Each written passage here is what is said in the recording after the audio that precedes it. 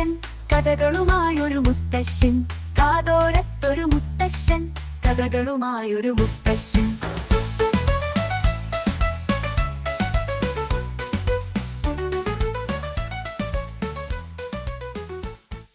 കഥ കഥേ കഥ കഥ. ഇന്നൊരു കുഞ്ഞി കഥയാണ് കേട്ടോ. ഇതും ഒരു ടോൾസ്റ്റോയ് കഥയാണ്.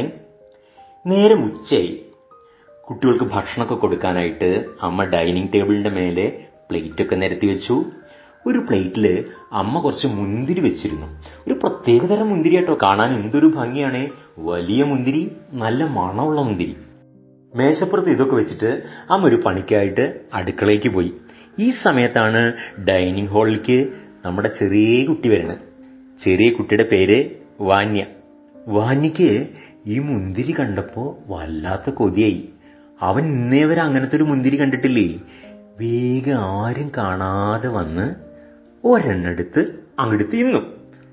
അമ്മയാണെങ്കിൽ മുന്തിരി എണ്ണിട്ട വെച്ചിരിക്കണ കേട്ടോ. അപ്പോഴേക്കും മറ്റെല്ലാ കുട്ടികളും എത്തി ഡൈനിങ് ടേബിളിന് ചുറ്റും ഇരുന്നു. അമ്മയും അച്ഛനും അടുക്കളയിൽ നിന്ന് ഭക്ഷണ സാധനങ്ങളൊക്കെ എടുത്തുകൊണ്ടുവന്ന് മേശപ്പുറത്ത് വെച്ചു. അപ്പതാ അമ്മ മുന്തിരി പ്ലേറ്റിലേക്ക് നോക്കുമ്പോ ഒരെണ്ണത്തിന്റെ കുറവ്. അമ്മ ചോദിച്ചു, ആരതൊന്നൊരു മുന്തിരി എടുത്തത്? അപ്പൊ എല്ലാവരും കൂടി വിളിച്ചു പറഞ്ഞു, ഞങ്ങളെടുത്തിട്ടില്ല. നമ്മുടെ വാന്യയും പറഞ്ഞു, ഞാനെടുത്തിട്ടില്ലേ. അപ്പൊ അച്ഛൻ പറഞ്ഞു, നിങ്ങൾ ആരും എടുത്തില്ലെങ്കിൽ ഒരു മുന്തിരി എവിടെ പോവാനാ? കൊതി സഹിക്കാൻ വേണ്ട ആരെങ്കിലും എടുത്തിട്ടുണ്ടാവും. അമ്മയും പറഞ്ഞു. വേഗം പറഞ്ഞു, ആരാ എടുത്ത് തിന്നെന്ന്. നിങ്ങൾ ആരെങ്കിലും എടുത്ത് തിന്നുണ്ടാവും, അല്ലാതെ ഒരെണ്ണം എവിടെ പോവാനാ? ആ കുരും കൂടി തിന്നുണ്ടാവും എന്നാണ് എന്റെ പേടി. കുരു തിന്നാലേ ഒരു ദിവസം കഴിയുമ്പോഴേക്കും മരിക്കൂത്രേ. അതാലോചിക്കുമ്പോഴാ ഒരു പേടി. അമ്മ അങ്ങനെ പറഞ്ഞു കേട്ടോ. അപ്പൊ നമ്മുടെ വാന്യ അച്ഛനോട് പറയാണ്, അച്ഛാ, ഞാൻ കുരു തിന്നിട്ടില്ല കേട്ടോ.